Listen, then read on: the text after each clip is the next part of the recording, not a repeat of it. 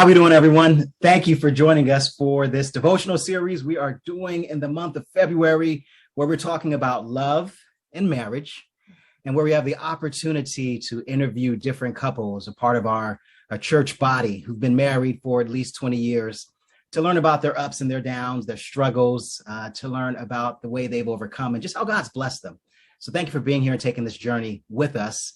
And we have a great couple that we're diving right in to start the series off with. A very beautiful young couple who have a great story that we can't wait to hear. And they are coming to us, Billy and Croquette Hudson. And so this time we're going to bring them in. There we go. All righty. How you doing, Billy? How you doing, Croquette? Hello. Good. Thanks so much for joining us. Yes. Well, we're happy to be here. Thank you. Glad to be here. Okay. Really happy you guys are here. Yes. And you guys were married for how long? We've been married for 20 years. 20 years. 20 years since of 2021. So this year we're going to hit 21. Yes, indeed. Wow. Yeah. Congratulations. Yes. And happy Thank anniversary. you. Yeah. That's definitely a milestone. Yeah. It's a lot. It is. You told me just a few months back, you guys celebrated that 20th in Hawaii, correct? We did. Our goal was to go to Fiji because that was my plan. Fiji is like one of the places I need to go to. And so that was our plan. But of course, COVID happened, right? And so we couldn't make it there. But you know what? Hawaii was a wonderful second choice. Great place, man. And we had a wonderful time. Great place. I got this luau from the luau in Hawaii right here. So okay. It's excellent. Yes. I like that. Oh, we're remnants of the anniversary trip. Yes. Okay, cool. That's sweet. Okay. So let me start by doing this. We want to get into a couple of questions, but before we do, I just want to sum up you guys' love story. And of course, you should jump in and give me some of the facts. But you guys, though you've been married for 20 years now, 20 years ago, a little bit more than 20 years ago, when you guys first met, you guys were actually both coming off of divorces, correct? That's correct. Yes. So if I got this correct, you were married for 13 years. Croquette, you had been married for 7 years. That's correct. And correct, you had a son who was 10 years old. Yes. And of all places, you guys met at a restaurant, correct? Yes. I think that's a nice way of saying the bar. Okay. A restaurant. Yeah. Okay. That's to a restaurant. Yeah. 91st Aero Squadron, right? Well, this was Gordon Biersch, actually. That was a mission where we met. And then we ended up at 94. Okay, yes. got you. Okay, Well, this is 20 years ago. 20 years. Just throwing that out there. Okay. And it's kind of interesting, though. Here's where it gets interesting. Croquette, you were there with another fella, a friend. That is very true. That is very he's true. just a friend, but you were there with Yes. Okay. So you're there with a friend who was going through relationship difficulty himself, and you were playing the role as counselor to the friend. And this friend got a phone call while y'all were talking. Mm-hmm. And so he got up and stepped away to take his phone call. It was an important phone call. And Billy, you were there with your best friend and a brother, right? A brother and another friend? And my brother, that's correct. Yeah. Yes. Okay. And so when this other person stepped away, Billy slid right in, sat down. That is true. An opportunity knocks, you open that door, right? Yes, sir. So you saw her sitting there. You saw the gentleman step away. You stepped in. And then, as Croquette put it, you start hitting her with the 20 questions, asking her question after question. You didn't know when my man was coming back, so you had to get it in. Hey, the difference is, back in the days, we call it hollering, not the 20 questions. We call it hollering. Yes, exactly. Yeah. So you had to get the quick holler in, right? And then yes, sir. This was going on. And the thing is, though, you closed that sale. You asked for her phone number. That is correct. And she said, no, I'm not giving you my phone number. Because Croquette, you wasn't really feeling him. He had a little bit too much swag, you said, right? Too much. Too smooth. So you didn't want to give your number, so you said, I'll take yours. Right. And Correct. you didn't have any intentions on calling him. And Nope. so he gave you the number. You said that you were very focused on your career. You were focused on your son, who was young at the time. Yes. You just, weren't really in the mood. And plus, he just had too much swagger. And so, hey. That's surprising. what's that supposed to be? Because he's still got swagger. Yeah. So anyway, you threw that number away. You were afraid on calling him. You told him that you were going home, that you had a lot to do. You were tired, which you really were. You really were tired. Yes. However, you were then convinced by the friend that you were out with to go somewhere else to go dancing, and Billy Yes. ended up there, and someone taps you on the shoulder, and it's him, and you felt bad because you told him you were going home. Right. But actually, you didn't go home. I guess, luck and coincidence, you guys crossed paths at a second place. And so because you felt bad, you ended up giving him your number. Yes. Which was a good thing because you had thrown the number away. So it was like you're going to call him. Yeah. But, you just had this mentality, I am focused on my career. I have a son, I'm just here. And so Billy ended up calling you and asking you out. And it's a little bit of controversy as to who said this, but there was an agreement made. The agreement was, if I go out with you, we're going to have a great time.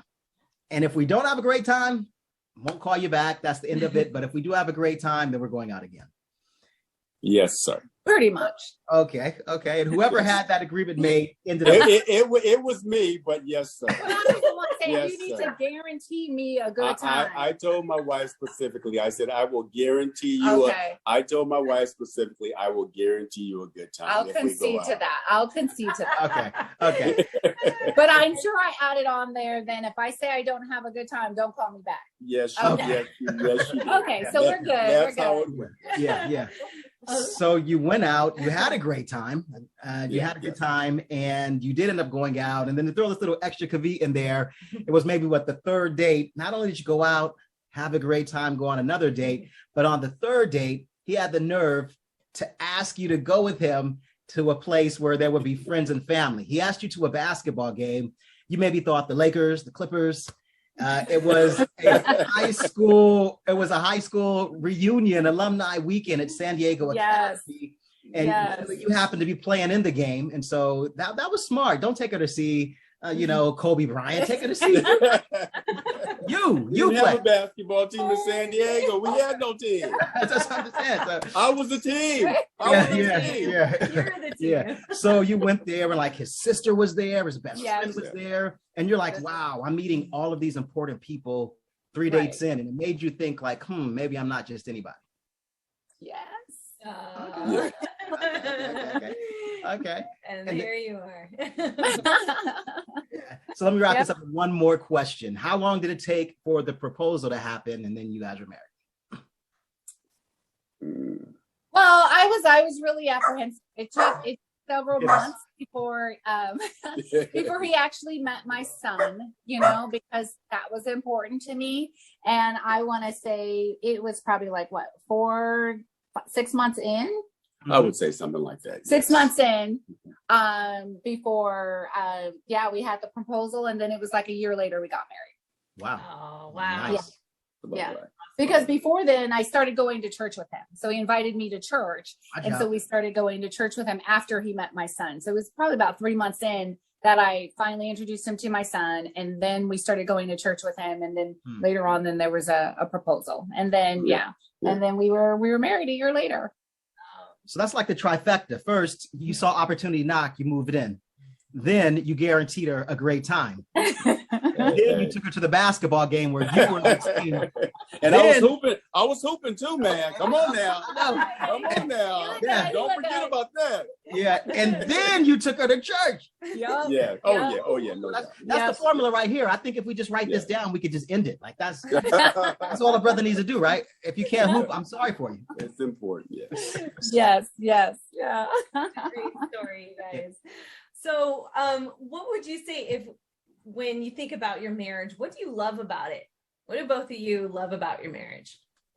Well, first of all, I'll add, as you guys know, working with my wife is very spirited, you know what I'm saying? So she has a lot of spontaneity about herself, and that's special. So you even when things are bleak or whatever, she's going to pull something out of it. It's her personality. So more than anything else, I think I love my wife, but I love the fact that she's not going to be down for long. She may say a few choice words to me, but she ain't going to be down for long. So that's what I like about marriage more than anything else. Yes. That's and for me, we're alike in so many ways, and then there's other ways that we're opposite. But the one thing that I know, guarantee, full stop, that my husband has my back, and I know in any given situation, where we're at. I mean, I can just look to him and he's going to handle the situation, so you feel safe, you feel comforted. And so that, to me, that's huge. That's a huge part of a marriage, of having that understanding about your partner. I love about him the fact that he loves the little things. Like, he's the guy that's going to stop you and say, stop, listen to the ocean. No, really listen to it. Look at the sunset. And I'm like busy, like, okay, where are we going to go to next? Let's get this stuff done. And I was like, no, we're going to watch the seals. Right. So he's been that calming factor in my life to really stop and make me smell the roses, right? Because I will just blow right past him. But no. And so that's what I love about our marriage, because we have, like he said, I'm going on 10 and he all the time. He brings me down to 2, and we balance that out. So I think, we've over the years, what the thing about it, I think, to be honest with you though, with my wife though, she's just slowed down probably in the last 2 years. Really. She was always on 1000. Always. I mean, she can go. But in the last 2 years, she slowed down a little bit. Just a little bit. Okay. Oh, wow. That's a really great balance to have that both, both of those sides coming together. Yeah. Now, speaking of balance, let me ask this question. How do you balance in this marriage things like work, family, spirituality, hobbies, friends? How do you guys find balance in all these things? Well, that part in our marriage has really been a journey for us, honestly, because of our personalities. I'm more of an extrovert. He's more of an introvert. I come from a very large family. I have like 5 other siblings. My mom came from 6, 7 siblings. So when we get together, just like easily 30 of us, just family. He comes from a smaller family, just him, a brother and a sister. And then when we add cousins and nieces and nephews, we're huge. So I'm always around a lot of people, and he's the opposite. So it's a balance. There was a time in our marriage where I was so involved in the church, where I was doing Pathfinders, Adventurers. I was a church clerk. I was on the board. I was on finance committee. There was no balance there. And you had to realize you had to tell other people no, and start working on your marriage and putting your marriage and your family first. So that has been a real journey because I know there are times where he's clearly said to me, like, you're spending too much time there at the church. And I'm like, well, I'm doing the Lord's work, and, trying to justify it where there's no justification for that. You do have to, put your marriage first and put your time in on that. And so it's realizing that and understanding that and telling those people no, and being okay with that. That, I can't do all of that. I need to sit here and focus what's important, which is my family, which is my husband, which is my marriage, and let some of those extra things go. Although I was enjoy doing them, and they were benefiting other people, I had to focus on what was impacting us. And so, that was a turning point in a part of our marriage where I realized I was doing more of that, and I needed to do work more on us. Now that's rich, telling people no, focusing on your marriage. And these were good things. These were church activities. These were things that I'm assuming that your kids were involved in, like Pathfinders. But even though there were good things, you still had to set up boundaries and learn to set up boundaries to tell people no. That's rich. And that helps you be a good witness too for Christ when you have a great marriage. That's serving in a way, right? Because it's helping you be a good which is I love that. Awesome. Do you want to add anything? No. And all I can add to it as far as that balance hasn't been well. And it's still a struggle outside of the things that you just mentioned. It's just one of those type of things. It's just, you gotta fit in areas that are most important. That's the key. The things that are important. Those are the things. My wife, there's certain expectations she has on things of importance. You know what I'm saying? And those things you don't want to really marginalize, else you're going to feel it. It's not the thing to do. So though the things that are important, the things in family for her is paramount family. And I miss functions here and there and so on and so forth. but she knows I'm crazy about her mom. You know what I'm saying? So things that are important, that's how I keep her. You know, because me and her mom, we're cool. That's my girl. I love that. That's great. We're cool. Her mom ain't gonna let her go nowhere. No. You know? If you lose her, you lose her mom. So you better just keep that together. It's all good. Yeah. That's She great. told me that too. Yeah. She loves her siblings. So. Good thing for your mom. Yeah. Oh, I love it. So are there any habits that you have that keep you two connected, even though life's busy and it's just a challenge and everything? But what are some, maybe what some people might even call quote unquote rituals that you guys have, anything that helps you? Well, you know, she's gonna chime in a second, but I think like we just went to a play tonight. And, you know, when it comes to at whatever turn in our lives, whatever, but when it comes to spirituality, when I say spirituality, I'm not saying just, you know, I'm not saying open up the Bible per se or praying per se, but this play tonight, you know, she doesn't even know it, you know, but she, you know, they're singing Mahalia Jackson. You understand, this my mom grew up on Mahalia Jackson. That's her girl. Yeah. And so, you know, it sparks things. So I'm bawling in this place. She don't even know I'm crying in here. You know, she don't even know, you know what I'm saying, because all the history, whatever. So what I'm saying when it comes to things, because you're singing about, you know, about gospel and about this walk we were under, you know, type of thing. Those type of things keep us connected. So when we go to those are, other than, like I said, you know what, why don't you just hold off here, you know, watch the sunset or whatever. Other than that, that's sparks in our relationship that, you know, we don't realize how important they are. Yeah, I do. I think understanding those events that we know that are important to each other, and try to bring those to the forefront when we can. You know, life is busy with work and kids and putting those things in there. There's certain things that we connect to, we gravitate together as a couple, like, you know, health, fitness. The one thing that really stood out to me with him early on was his spiritual connection. And that was one thing he mentioned from day one and that you got from him. And I appreciated that. And so, and then from that, you knew this was a solid person. He had a good heart. He had a strong foundation and all of that. Although he was Adventist and I grew up Church of God in Christ, you know, you still, you know, I had to learn more about, you know, what is this you're talking about? But I knew that he loved God and he had a good walk. And so I think that's one of the things that connects us, you know, and understanding that connection. So I don't know if we had like any specific habits that we do every single day. You know, we're not the ones, I mean, we'll do and say, okay, love you, goodbye, those types of things sometimes, but not any like, you know, ritual, just knowing if we feel like something is missing to make sure we go back and reconnect. And, you know, thank goodness with the cell phones, because if you miss it, you can send that little I love you emoji, and then or it may be a little nasty emoji. I'm just trying to say when she's screaming at me, but it's an emoji anyway. So. I love it. but it's a connection. It's a connection one way or the other. So. I love it. Yeah, that's really good. Just being aware of when you are feeling disconnected and coming back. Yes.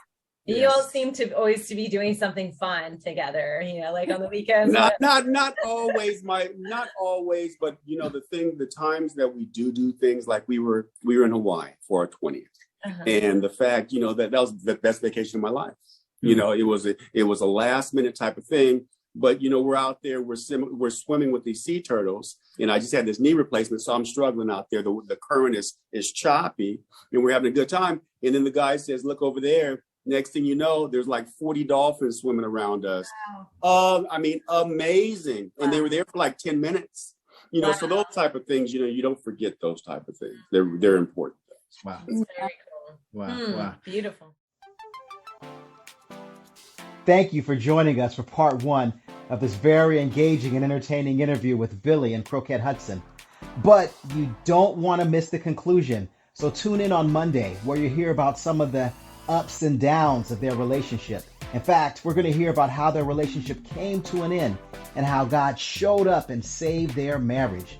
And we're going to learn what their secret to a lasting marriage is. So we'll see you again on Monday.